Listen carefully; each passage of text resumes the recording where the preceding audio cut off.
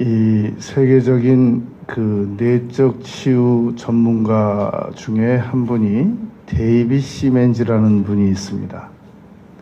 이분께서 주장했던 내용 중에 하나가 사탄의 가장 강력한 이 공격 방식은 사람을 낮은 자존감으로 만드는 것이다 라고 주장한 적이 있었습니다.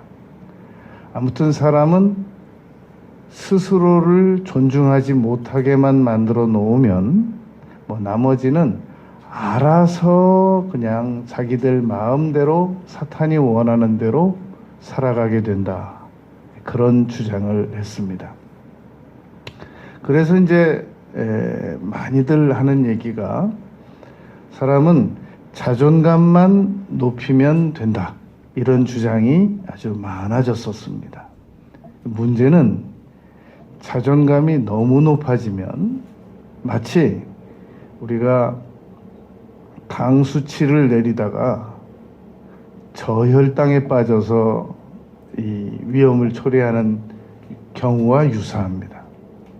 자존감을 너무 높이다가 한계를 넘어가면 바로 교만입니다.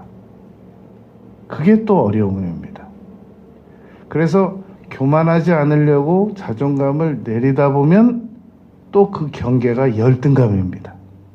그러므로 이 자존감이라고 하는 것은 교만의 선을 넘어가지도 말아야 하고 열등감의 선을 넘어가지도 않고 자기 존중감을 유지해내는 것을 자존감이라고 합니다. 마치 운전을 잘하는 사람들은 중앙선도 침범하지 않고 옆차선도 침범하지 않고 자기 차선만 잘 준수하는 것처럼 자존감을 정상적으로 가진 사람들은 교만하지도 않고 열등하지도 않은 자기 존중감을 가지고 살아가는 것을 정상적인 자아 존중감을 가진 사람이다 라고 말합니다. 그러면 이제 우리가 어떻게 이 정상적인 자존감, 건강한 자존감을 가지고 살아갈 수 있겠느냐는 겁니다. 첫 번째로 나는 하나님의 형상을 가지고 이 땅에 태어나진 존재이다. 이걸 한시도 잊어서는 안 됩니다.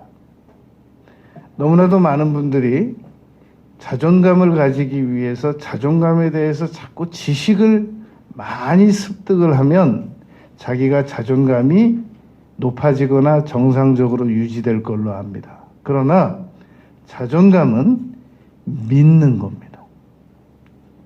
지식을 많이 흡수할수록 자존감이 향상되는 것이 아니라 자신이 존중받을 가치가 있다고 믿을수록 건강한 이 자존감이 형성이 된단 말입니다. 반대로 말하면 자신이 존중받을 가치가 있다고 믿지 않을수록 자존감은 낮아지게 돼 있는 겁니다. 자존감에 대한 지식을 아무리 많이 가지고 있어도 계속 믿음을 유지하면 그러면 자존감은 정상 유지가 됩니다. 그러나 자존감에 대한 지식을 아무리 많이 가지고 있어도 안 믿으면 계속 자존감 지수가 낮아지게 돼 있단 말입니다. 그래서 우리가 자존감을 정상적으로 유지하기 위해서 가장 믿어야 될 것은 나는 이 땅에 하나님의 형상으로 만들어진 존재다. 창세기 1장 26절, 27절, 28절이란 말입니다. 그러면 우리가 하나님의 형상을 가지고 살아가는 존재라면 어떤 특징이 나타나는가? 1장 26절에서 우리가 우리의 형상대로 사람을 만들자라고 삼위 하나님께서 말씀하셨단 말입니다. 그런데 그 하나님께서 우리의 형상대로 만들어서 다스리게 하자 그랬단 말입니다. 이 세상을 다스리게 하자. 그러므로 우리는 하나님의 형상을 정상적으로 믿는 사람들이라고 한다면 부정적인 감정도 다스리고 분노도 다스리고 열등감도 다스리고 교만도 다스리고 모든 걸 다스려 나갈 수 있게 됩니다. 그런데 정상적인 자존감을 못 가진 사람들은 하나님의 형상이라는 사실도 잊어버리고 그리고 무엇에든지 끌려다닙니다. 무엇에든지 끌려다닌다는 것은 불필요한 중독에 사로잡힌다는 겁니다. 쇼핑 중독에 빠지고 흡연 중독에 빠지고 알코올 중독에 빠지고 끌려다니는 겁니다. 왜냐하면 다스릴 능력이 없기 때문에 그러하단 말입니다. 그런데 내가 하나님의 형상이다 라는 사실을 굳게 믿고 나에게는 다스릴 능력이 있다 라고 굳게 믿고 다스려 나가면 그건 자존감이 회복된 거란 말입니다. 얼마 전까지는 내가 잘 다스렸는데 요즘에 또 제대로 안 다스려진다. 자존감이 낮아진 거란 말입니다. 여러분 우리가 당 수치가 올라가면 이제 올라갔으니까 어쩔 수 없이 이대로 살아야 된다. 그러지 않고 아예 안 되겠어. 단 거 먹지 않고 운동 부지런히 하고 그리고 내가 이 당화혈색이 낮게 책정될 수 있도록 검사해서 다음번 조사 때는 낮아질 수 있도록 노력하지 않습니까? 마찬가지입니다. 내가 요즘에 자존감이 좀 떨어졌어. 원인을 분석해 보니까 내가 너무 좀 부정적인 생각을 많이 가졌어. 그러니까 내가 요즘에 자존감을 높여야 되겠어 라고 생각하면 그게 맞는 겁니다. 여러분 우리 자녀들이 원치 않게 공부 안 하고 막 잠 많이 자고 막 아무거나 막 먹고 정상 체중보다 더 나가고 그러면 너는 도대체 왜 그러니? 너 우리 집에 딱 너 하나야. 다 정상적이야. 너 왜 그러니? 이거 5억만 년을 꾸짖어도 절대 회복 안 됩니다.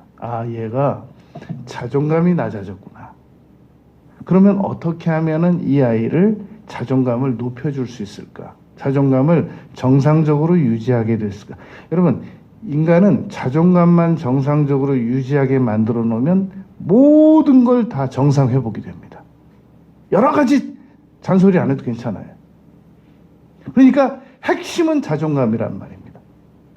나도 자존감만 정상적으로 회복이 되면 나머지는 다 자동 조절 기능이 우리 안에 세팅되어 있단 말입니다. 여러분 그래서 베드로전서 3장 4절에서는 우리 안에 숨은 사람을 온유하게 만들고 안정되게 만들어라 라고 베드로 사도께서 가르치셨단 말입니다. 그러니까 내 안에 우리는 겉에 거울로 보이는 표면에 보이는 이 육이 있지만 우리 안에 혼이라고 하는 영혼을 가진 사람이 있단 말입니다. 그 사람에게 자존감을 정상적으로 유지시켜야 된단 말입니다. 그럼 육은 다 그 안에서 숨은 사람이 요구하는 대로 다 따라오게 돼 있단 말입니다. 여러분 돈도 많고 영화 배우고 탤런트고 그런데 자살하자 그러니까 손발이 주인님 이러시면 안 됩니다. 왜 내 손을 끌어다가 왜 이렇게 기괴한 일을 하십니까? 저는 협조 못합니까? 못합니다. 그럽니까? 손발은 언제든지 주인의 생각대로 그 일이 아무리 나쁜 일이더라도 다 따라한단 말입니다. 즉시 손발은 그냥 따라하게 돼 있단 말입니다. 협조한단 말입니다. 그러니까 내 안에서 건전한 정상적인 자존감만 회복하면 손발은 그냥 협조하게 돼 있단 말입니다. 그러므로 내 안에 자존감을 치료받으면 나의 모든 문제는 해결이 납니다. 그래서 어떻게 하면은 나의 자존감은 높이고 교만은 낮추고 열등감도 내려가지 않고 이 정상적인 자존감을 유지할 수 있을까? 첫 번째가 나는 하나님의 형상이다. 나는 소중한 존재다. 여러분 마태복음 16장 26절에서 예수님께서 이렇게 말씀하셨지 않습니까? 너희가 온 천하를 다 얻어봐라. 너희 생명보다 귀하냐? 온 천하가 너의 생명보다 귀하지 않다. 너의 생명이 가장 귀하다라고 말씀하셨단 말입니다. 그러므로 우리는 우리의 생명을 건전한 정상적인 자존감을 유지하도록 만들면서 살아가는 것이, 하나님의 형상임을 믿으면서 살아가는 것이 정상적인 자존감을 유지하는 첫 번째 방법입니다. 두 번째, 우리가 정상적인 자존감을 유지하기 위해서 알아야 할 것은 자존감을 하락시키는 게 뭐냔 말입니다. 여러분, 의학자들은 당 수치를 높게 하는 것을 아주 계속 연구 중입니다. 그리고 콜레스테롤을 높게 하는 것이 무엇인지를 계속 연구합니다. 그리고 우리 신체에 나쁜 음식들이 무엇인지, 우리 신체 기능을 저하시키는 것이 무엇인지, 전 세계 의학자들이 그렇게 열심히 공부하는 이유가 바로 우리의 신체를 지금보다 더 건강하게 만들고 나빠지지 않게 만들려고 노력하고 있는 중이란 말입니다. 그 전 세계에서 그 지식들을 공유한다는 겁니다. 다 즉시 논문 발표해가지고 학계에 다 전달되게 만들어서 그 지식을 공유한단 말입니다. 여러분, 우리 그리스도인들도 자존감을 하락시키는 게 무엇인가? 나의 자존감을 하락시키는 게 무엇인가? 이것을 계속 자기가 스스로 공부를 해나가야 됩니다. 꼭 의학자들만 우리 건강을 나쁘게 만드는 게 무엇인지를 공부하는 게 아니라, 의학자들이 뭐 하나 발표하면 즉시 우리 의학에 대해서 전혀 모르는 사람들도 그 의학자들의 연구한 결과를 존중해서 즉시 따라 행하는 것처럼 자존감을 하락시키는 것이 무엇인지를 우리가 계속 공부하면서 막아야 된단 말입니다. 여러분, 누가 모래를 먹겠습니까? 누가 흙을 먹겠습니까? 누가 자기 몸에다가 휘발유를 붓겠습니까? 말도 안 되는 얘기이기 때문에 안 한단 말입니다. 그런데 어떤 걸 몸에다 넣느냐, 이게 건강에 나쁜 건지 좋은 건지 경계가 애매한 걸 아직 모르는 걸 넣는단 말입니다. 마찬가지로 자존감에 확실히 나쁜 건 사람은 안 행하게 되어 있습니다. 근데 이게 자존감에 나쁜 건지 좋은 건지 경계가 애매할 때 그것을 그대로 습득하게 되어 있단 말입니다. 우리 자존감을 절대로 파괴하는 게 무엇이냐? 죄입니다. 죄는 작은 죄든 큰 죄든 우리의 자존감을 절대로 파괴한단 말입니다. 사람이 죄를 지으면 죄인의 예감은 언제나 어둡습니다. 그래서 항상 부정적인 생각을 하게 되고, 그리고 좌절하게 되고, 나는 이제 죄를 지었으니까 망하게 될 거야. 그리고 여러분, 아담과 하와가 에덴 동산에서 아주 정상적인 사람으로 하나님께서 완벽한 인간으로 만들어 놓으신 거거든요. 어디가 모자르게 만들어 놓으신 게 아니란 말입니다. 무드셀라 살아남은 1000년 가까이 사는 거 보세요. 얼마나 인간을 정교하게 만들어 놓으셨으면 에덴 동산에서 만들어진 이후에 인간이 타락해서 에덴 동산에서 쫓겨난 다음부터 질병이 오고 고통이 왔지, 그 전에는 완벽한 인간 자체였단 말입니다.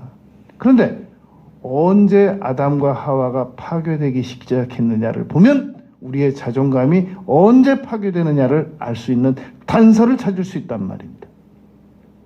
아담과 하와는 완벽한 인간이었는데 뱀에게 속았잖아요.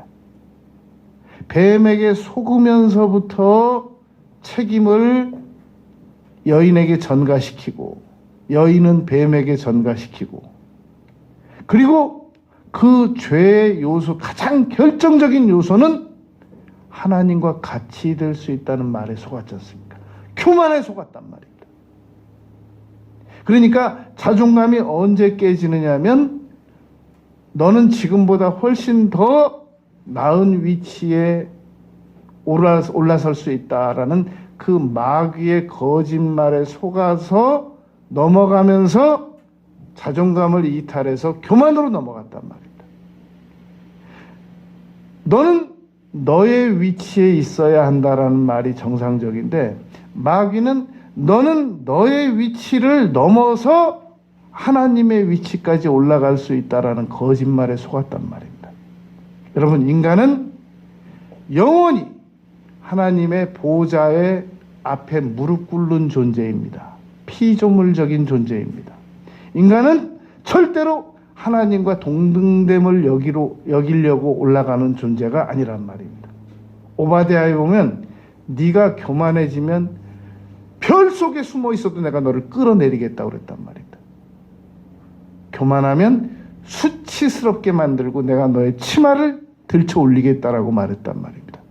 여러분, 인간은 정상적인 자존감의 길을 탈피하면 그 즉시 낮아집니다. 교만해지거나 열등해지거나. 그래서 아담과 하와가 뱀에게 속아가지고 제일 먼저 한 일이 무화과 나무를 가지고 치마를 만들어 입었단 말입니다. 문제는 이 무화과 나무가 곧 마르게 된다는 거예요. 말라 비틀어지니까 그 다음에 한 일은 나무 뒤에 숨었다는 겁니다. 인간이 여러분 수치심에 사로잡히게 되면 그 수치심을 극복해 보려고 문화적인 것들을 추구하게 되어 있습니다. 그래서 좋은 차로 무화과 나무 잎을 만들어서 가리려고 그러고, 좋은 집을 사서 무화과 나무 치마로 가로잎을 막으려고 그러고, 좋은 화장품을 써서 이 무화과 나무 잎처럼 가로막으려고 하고, 돈을 많이 벌어가지고 이 무화과 나무 잎처럼 가리려고 한단 말입니다. 그게 수치감이 어느 정도 가려지는 것처럼, 안 가려지는데 어느 정도 가려지는 것처럼 생각이 들거든요. 근데 어느 순간에 가면 이게 한계가 온다는 걸 압니다. 그럼 그때는 어떻게 하느냐? 숨는 거예요. 나무 뒤에. 그래서 하나님께서 아담아, 내가 어디 있느냐? 라고 물으면 내가 두려워서 숨었나이다. 라고 말한단 말입니다. 그래서 숨다 더 이상 숨을 수가 없으면 자기 목숨을 끊어서라도 숨는 거예요.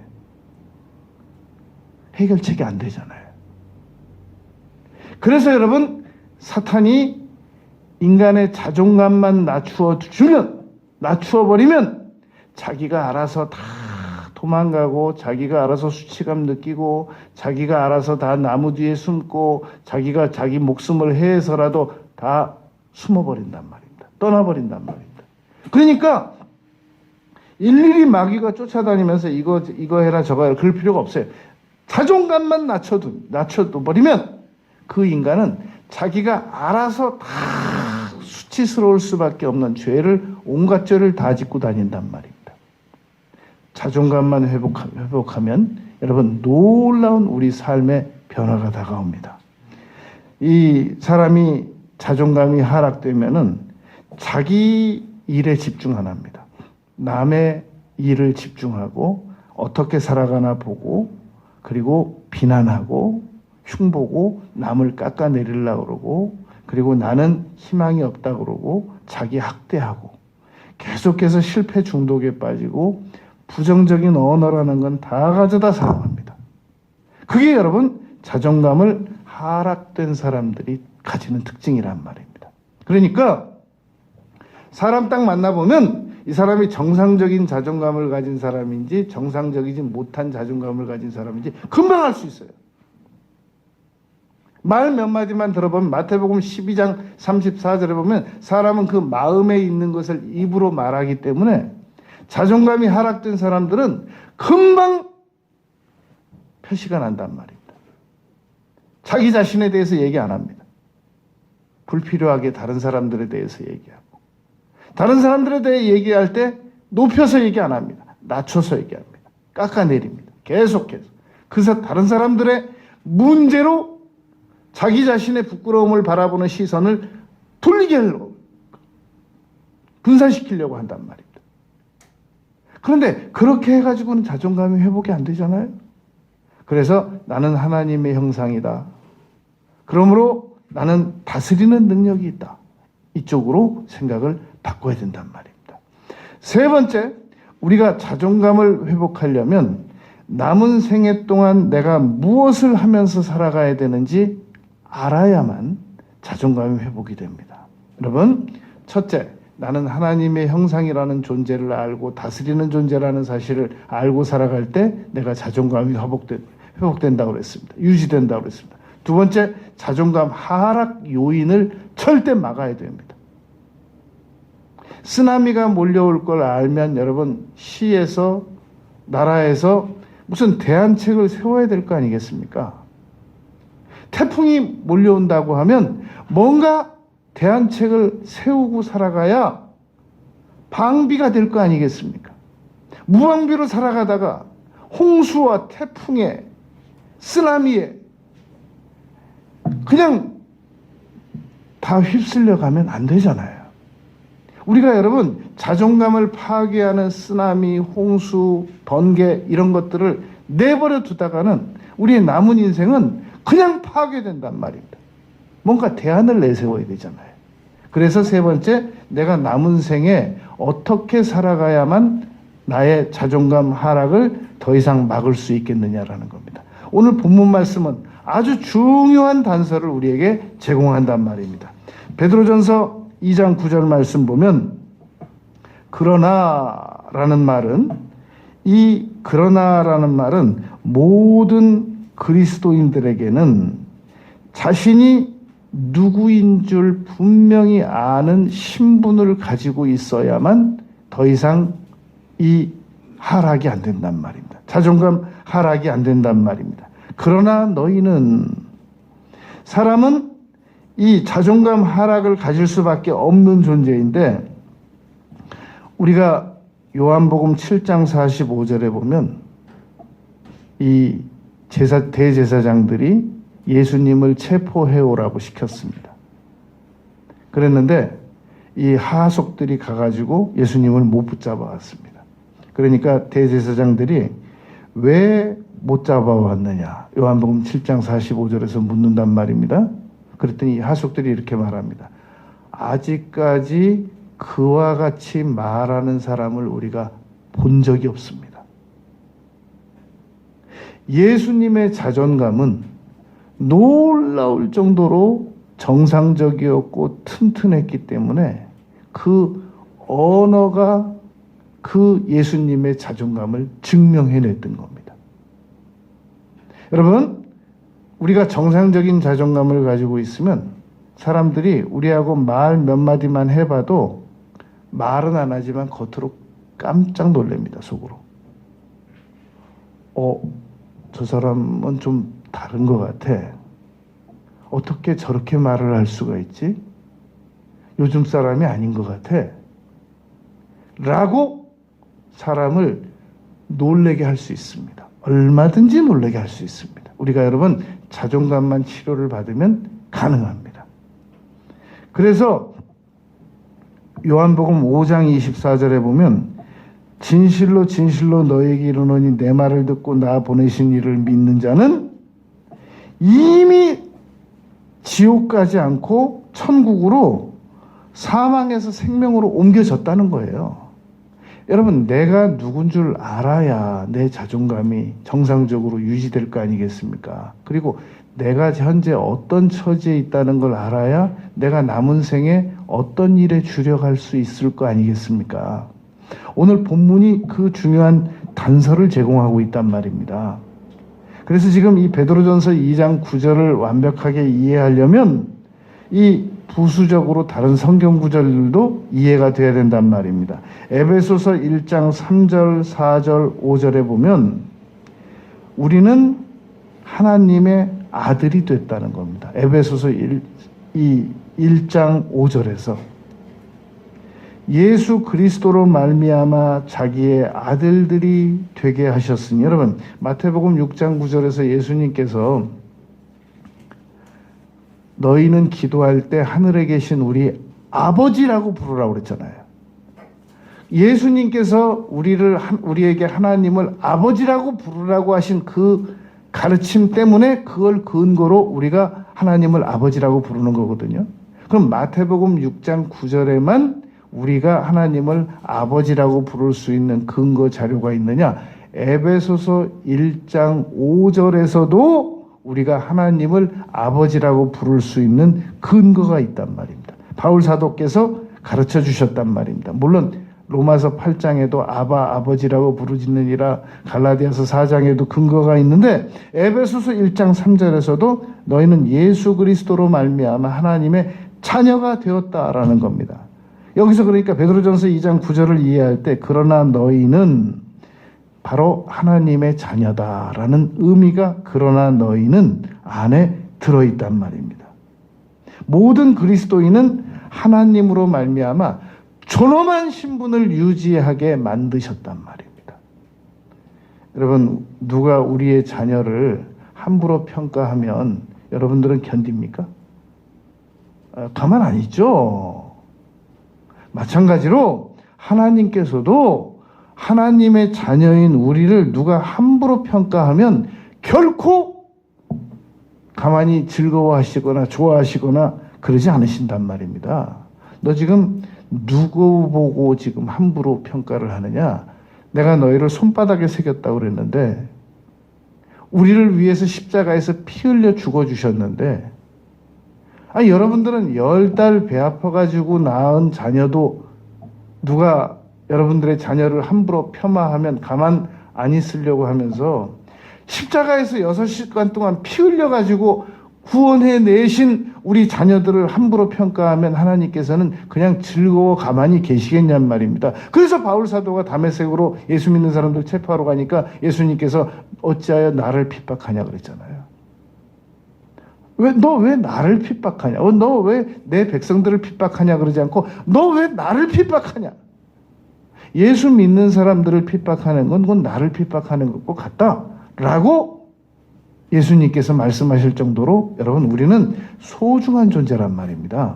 자, 그 다음에 어두운 데서라는 말은 택하신 족속이요 왕 같은 제사장이라는 말은 출애굽기 19장 6절에서도 이미 말씀했거든요. 너희가 내게 대하여 제사장 나라가 되며 거룩한 백성이 되리라 라고 이스라엘 백성들에게 모세를 통해서 말씀하셨거든요. 그리고 여러분 이사야서 43장 21절에는 이 백성은 나를 위하여 찬송을 부르게 하려 함이니라 라고 우리 그리스도인들의 목적이 기록되어 있단 말입니다. 출애굽기 19장에서는 너희는 제사장인 나라가 되고 이사야서 43장 21절에서는 너희는 나를 찬송을 부르게 하려고 내가 너희들을 만들었다 라고 말씀했단 말입니다. 그리고 베드로전서 2장 9절 계속 보면서 듣습니다. 어두운 데서라는 말은 여러분 그 말씀 기억나세요? 옛날 성경 베드로전서 1장 18절에서는 망령된 행실을 너희가 조상들의 망령된 행실을 본받았는데 이거 본받지 말라. 찬송가에서도 망령된 행실을 끊고라는 찬송이 있죠. 가사. 그러니까 어두운 데서 나와라 라는 말은 바로 조상들의 망령된 행실을 따라하지 말라 라는 의미란 말입니다. 갈라디아서 1장 14절에서 바울 사도께서 내가 조상의 전통에 아주 열심히 있었는데 나중에 빠져나온단 말입니다. 잘못된 조상의 열심에서. 그리고 베드로전서 2장 9절 계속 봅니다. 기이한 빛에라는 말은 눈으로 보지도 못하고 귀로 듣지도 못하고 생각으로도 하지도 못하였다 함과 같으니라. 놀라운 일에 우리를 이끌어 가시려고 우리를 불러내셨단 말입니다. 택하셨단 말입니다. 그래가지고 어디다 쓰실 거냐? 우리를 여러분 내가 너희를 택하신 족속으로 만들고 어두운 데서 건져내고 기이한 빛으로 들어가게 해가지고 우리를 남은 생애 동안 어디다 쓰시려고 하느냐? 아름다운 덕을 선포하게 하려 하심이라. 여러분 1966년도에 멕시코 올림픽에서 높이뛰기를 하는 선수가 그때까지는 1966년도까지는 장대 높이뛰기를 할 때 그냥 높이뛰기를 할 때 얼굴을 땅으로 쳐다보면서 다 넘었습니다. 그때까지는 높이뛰기를 그냥 넘어가도 땅으로, 장대를 넘어가도 땅을 보면서. 그런데 한 선수가 멕시코 올림픽 때 갑자기 얼굴을 하늘로 보면서 배면을 하늘로 몸을 뒤집어 가지고 넘어가니까 더 높이 넘어갔다는 겁니다. 그래가지고 올림픽을 받았어요. 금메달을. 우리는 이 남은 생애가 너무너무 요즘은 전도가 안 되는 세상이라고 그럽니다. 그러니까 무슨 말과 똑같으냐면 요즘은 금메달 얻기가 너무너무 어려운 세상이라는 말과 같습니다. 그런데 이 친구가 나는 반드시 금메달을 얻고야 말아야 되겠다라고 생각하면서 이렇게 고민하고 저렇게 고민하다가 아직까지 당시까지 아무도 시도해보지 않은 대로 몸을 엎드려서 넘어가다 막 이 높이뛰기에 걸리고 그랬는데 몸을 뒤집은 거예요. 그래가지고 3cm나 더 높이 뛰었다는 겁니다. 여러분, 요즘은 전도가 안 돼. 아예 안 돼, 요즘은. 사람들이 전부 집도 들어갈 수도 없고, 옛날에는 다 단밖에 가서 부르면 다 누구야? 그러면 나왔는데, 요즘은 말도 안 돼. 익명성 다 숨어 있고, 나만의 방법을 연구해내면 됩니다. 기이한 빛을 전달하려고, 선전하려고 우리를 불러내셨기 때문에 하나님께서 나만의 방법을 주신단 말입니다. 바로 이러한 자존감을 가진 사람들이 나의 남은 생애 동안 할 수 있는 일이라고 생각하면 됩니다. 너무나도 많은 사람들이 내가 남은 생애 동안 언제 전도한다고 그랬는데 베드로전서 2장 9절에서는 나를 보고 전도하는 사명을, 선교하는 사명을 가지고 살아가라고 하는가. 자, 그런 분들에게 이렇게 질문할 수 있습니다. 이런 질문법이 있습니다. 그 다음에는 무엇을 할 것이냐 라는 질문법입니다. 자, 학생, 자네는 이후로 뭐 할 건가? 저는 대학에 들어갈 겁니다. 그 다음에는 졸업할 겁니다. 그 다음에는 결혼할 겁니다. 그 다음에는 자녀 낳을 겁니다. 그 다음에는 자녀들을 좋은 대학에 보낼 겁니다. 그 다음에는 뭐 또 손주들 잘 되는 거 볼 겁니다. 그 다음에는 늙을 겁니다. 그 다음에는 죽게 되겠죠. 그 다음에는 뭐 천국 아니면 지옥으로 가야 되겠죠. 그 다음에는 천국에 가야 되겠죠. 그 다음에는 대답을 못 하더래요. 여러분, 우리는 그 다음이 있는 존재입니다. 눈에 보이는 일만 하는 존재가 지금 다가 아니란 말입니다. 언젠가는 그 다음이 또 있단 말입니다. 그러면 나도 뭔가 준비를 해야 될 거 아니에요. 내가 내 자녀만 위해서 뭔가를 준비하다가 이 세상 끝나는 게 아니란 말입니다. 우리는 여러분, 자녀만 잘 키워놓으면 모든 게 다 끝나는 존재가 아닌 겁니다. 나의 인생도 있는 겁니다. 그 다음엔 어떻게 할 거예요? 그 다음엔 어떻게 할 거예요? 그 다음엔 어떻게 할 거냔 말이죠. 그래서 여러분, 베드로전서 2장 9절 말씀이 그래서 중요한 겁니다. 아름다운 덕을 선전하게 하려고 너희를 이 세상에 내가 만들었지.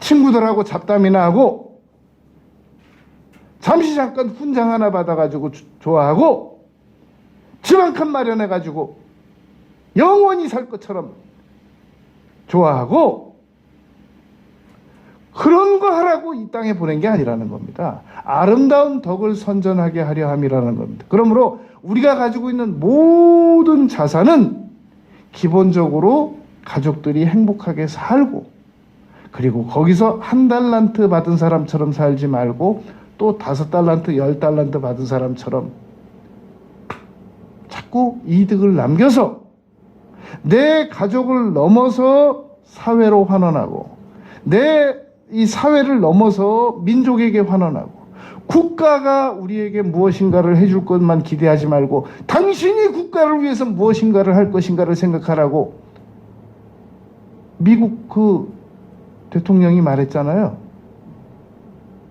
여러분, 우리는 국가를 넘어서 하나님을 위해서 이 땅에 무엇인가를 하다가 가야 된단 말입니다. 우리 가족들 먹고 살지 말란 말이 아닌 거예요. 잘 먹고 행복하게 살면서 거기서 더 이득을 남겨서 사회로 민족으로 하나님 나라까지도 얼마든지 확대 공헌할 수 있다는 말입니다. 그 다음에는 뭐 할 거냐? 그 다음에는 얼마든지 가능한 조제란 말입니다. 이것이 여러분 정상적인 자존감만 회복되면 얼마든지 가능한 존재입니다. 정리해 보겠습니다. 정상적인 자존감을 회복하는 방법. 첫째, 하나님의 형상을 가지고 다스리면서 살아간다. 둘째, 절대 자존감 하락될 일을 하지 않는다. 셋째, 남은 생애 동안 내가 무엇을 하면서 살아가야 될지에 대한 분명한 목표를 가지고 남은 생애를 살아간다. 여러분, 자존감의 위력입니다. 건강한 자존감을 가지고 남은 생애를 훌륭하게 행복하게 살아가는 우리 모두가 되시길 바라겠습니다. 아버지 하나님, 저희들이 정상적이지 않은 건강하지 않은 자존감을 가지고 살아가는 것을 이제 그만 중단하겠습니다. 남은 생에 건강한 자존감을 가지고 살아가도록 하겠습니다. 예수님 이름으로 기도드렸습니다. 아멘.